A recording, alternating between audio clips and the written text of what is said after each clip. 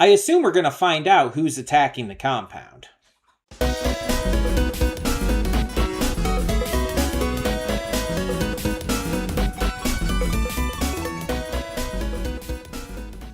Before we get to today's video, I want to take a moment to talk about Patreon. That's right, we are on Patreon now, and we have a bunch of tiers with a bunch of great rewards. You can subscribe and get things like early access to all reactions, depending on your tier, depends on which reactions you get early access to. You can vote on polls exclusive to patrons that will help determine future reaction series and more. You will get to just have various choices in terms of like getting to choose future reactions I react to, getting to choose first impressions I check out, all kinds of different rewards, and possibly more coming in the future. We're still new at this. We're still figuring things out. It's a process. It's a process. But we have multiple tiers, so whatever you would be able to donate, if you're able and willing to donate, is appreciated. It helps me out, it helps the channel out, it helps us grow. It's going to help just, standardly. It's just something new to check out. Plus, if you like getting the reactions early, that's also a plus. But it is optional. If you're unable to do it, that's completely fine. All reactions will come to YouTube just a little bit later, a week later or so. So that all being said, thank you as always so much, and let's get on with today's video. And with that being said, hey everyone, welcome to Princess of Gay. I'm your host Connie, and today we are here with my blind reaction to episode 6 of Daemons of the Shadow Realm. It's Saturdaemons once again, and I'm very excited to get to another episode of this. I've been very much enjoying this series. It's just been scratching my itch, I guess is the best way to put it.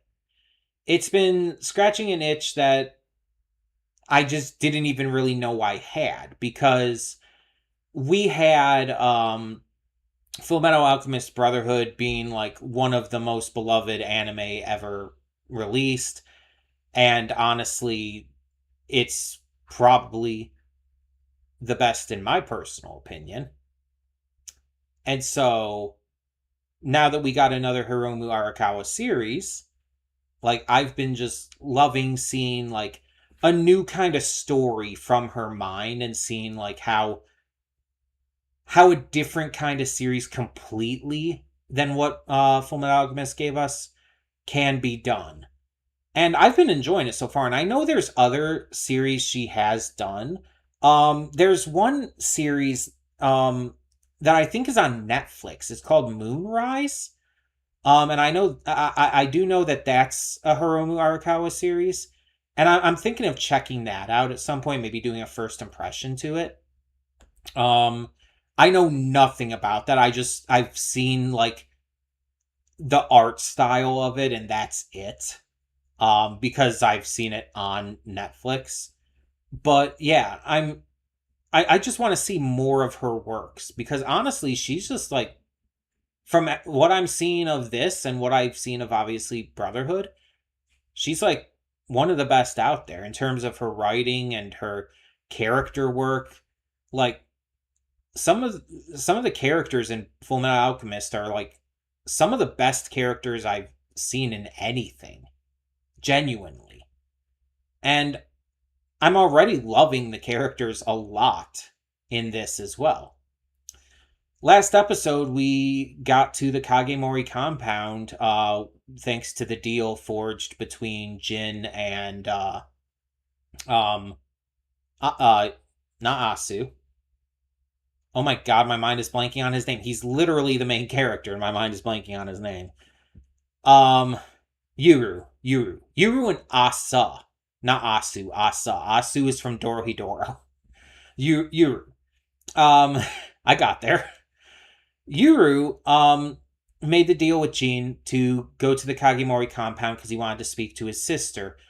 Just get more info about whatever the fuck is going on. And Jin is completely reasonable. He's a good guy. And it really makes you question a lot of like what we've heard and been told, even by Dara, who, by the way, is also on his way to the Kagimori compound now. But yeah, I don't think that these two clans are, like, as, like, against each other as we're led to believe. And the thing is, I don't think Dara even knows it. Or, Hana, for that reason. But, yeah, I think that they're even, like, kind of out of the loop. And they think that because, I guess, the Kagimori clan are more willing to take it an extra step, willing to be a little more violent, they see it as like, oh, they must be our enemies, they must be like these bad guys. And I think it's not as black and white in that as that. I think this is much more gray, much more, like, nuanced. But we are seeing what possibly could be a true villain come in here last episode. And I'm very curious as to what this is all going to be about. Because shit just kind of went crazy really quickly. It really kind of came out of nowhere. And I'm very, very interested to see, like, where this goes. Because they're all chasing down the invaders, we'll say, at the moment. And it cut off, like, right in an action moment. I think it was right when Yuru was firing the bow and arrow. But yeah, it's like, this is just, it's great. It's just so good. And the dub is fantastic as well. You got so many great VAs. Even my sister, who is a certified dub hater, I showed her some clips and even she said that, yeah, that's not that bad. Which is a big deal because she is, again, a certified dub hater. She is one of those people who just hates on dubs for being dubs, pretty much. She believes that subs are pretty much always better. But there are some that she has admitted that are pretty good. And this is one of them.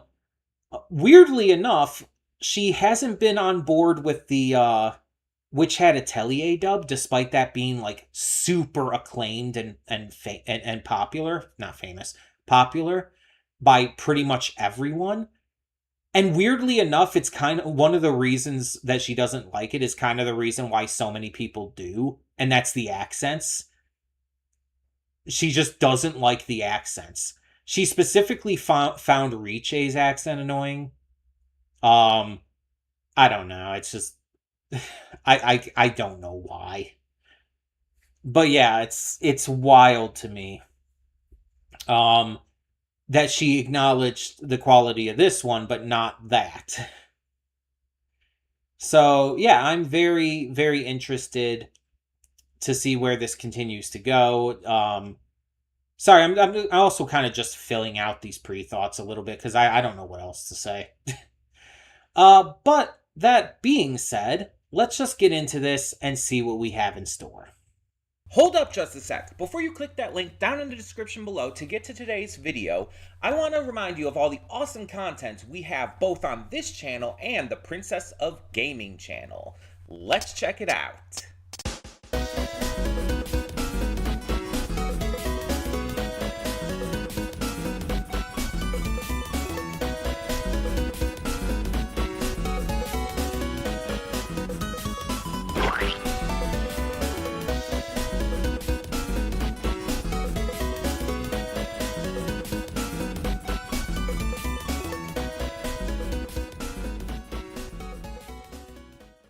Welcome to the Afterthoughts. We'll begin with spoilers in 3, 2, 1, now. So the one assassin guy, who I noted sounded really familiar, I found out why. He's voiced by Alejandro Saab, who you may know as Gabimaru in Hell's Paradise. He is Chung Xiaoxi in Link Click. And there's many other things. Hold on, I have to try to bring up my list here. Just because there's so many roles. He's become a pretty big name in recent years. Give me a second here. Let me find something I know and can, like, reference on. Oh, he's Saleh in JoJo's Bizarre Adventure Golden Wind. There's one. He's Leon in Pokemon Journeys. He is. Yeah, there's link click.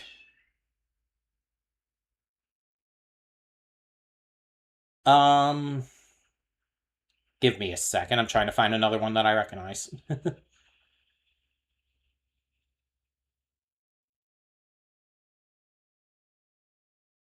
Ba, ba, ba.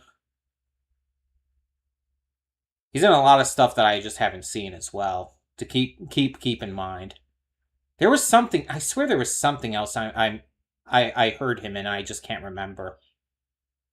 Apparently, he was in Digimon Story Time Stranger as like great as the Greymon line. It looks like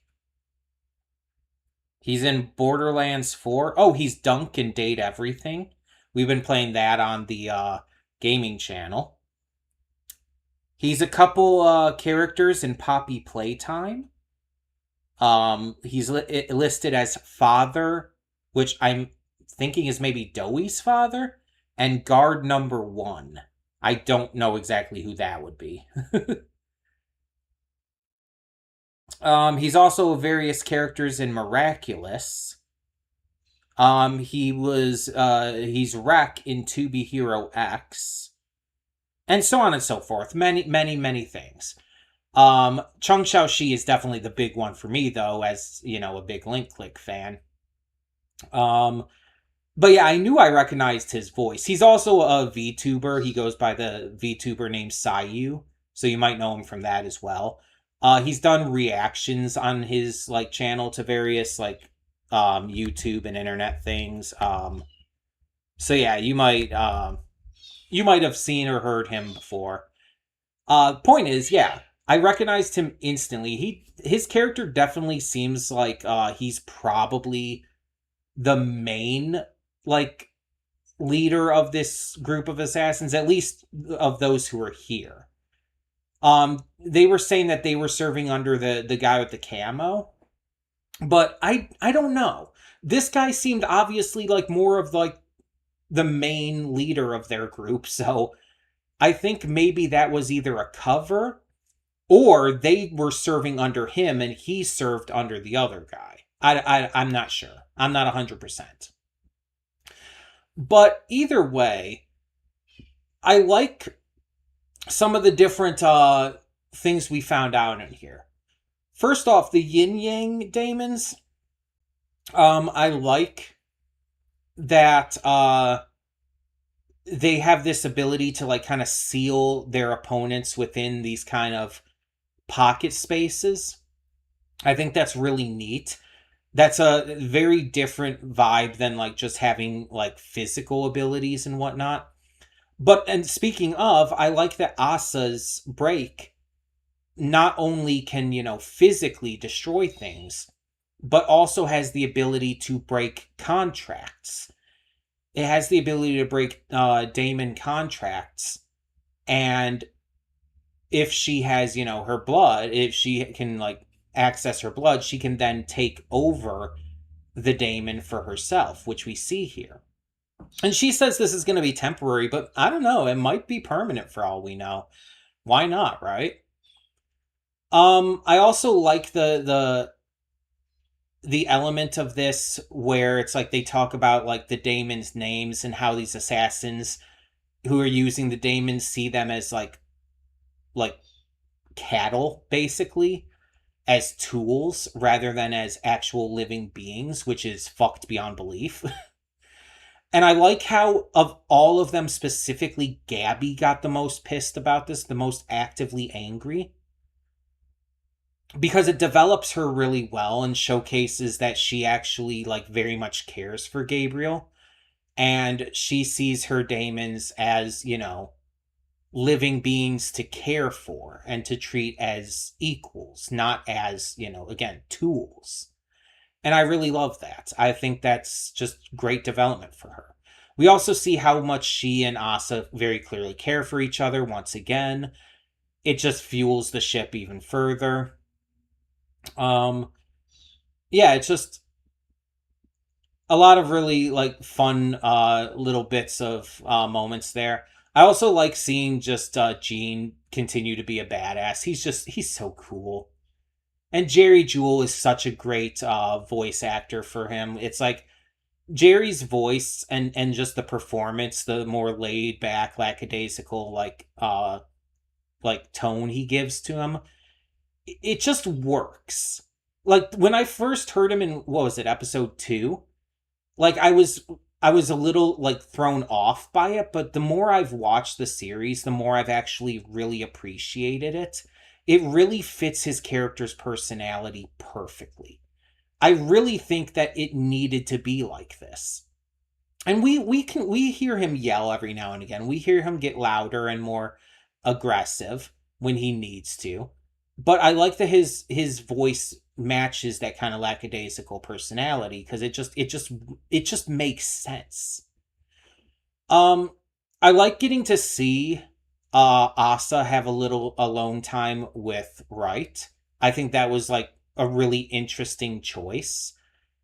Um and it's brought up with the idea that like the having break and whatnot makes them kind of just natural enemies, just because of how things typically go and how like the right and the left are supposed to stop these things from being realized, and that if Yuru awakens his restore or whatever it's called, that would make left his enemy. So it's a really fascinating like ideal here, because it really it's definitely going to come to play. I've talked about this before, but he's definitely going to unlock his as well, and we know that that's like supposed to be really bad if both are unlocked at the same time.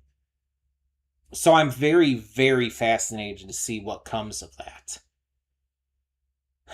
I'm I'm still thinking that the bad guys here are not part of either of our two main clans. I don't know if there's like another clan we just don't know about, or if they're just completely separate. But I think the idea here is that they might be like trying to make each clan think that they're the other one. They're trying to like, you know, build this feud for some reason. I don't know what it could be, but I don't know. It just seems too easy to think that that these assassins are just part of the village and all, part of the Tadara clan. It just seems like it seems too, again, black and white, and this show has been doing anything but that. It's been very nuanced, and I really appreciated that. And so I really, really don't think that it's the Tadara clan, that it's the village. But maybe it could be. Maybe the big surprise, the big twist is going to be more that it's the village, but not the Tadara clan. That they do have like another like side to them that both of these clans don't know. That's possible.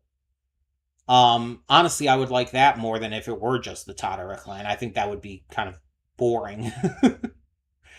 um, I like though that the yin and yang demons are a possible like hint at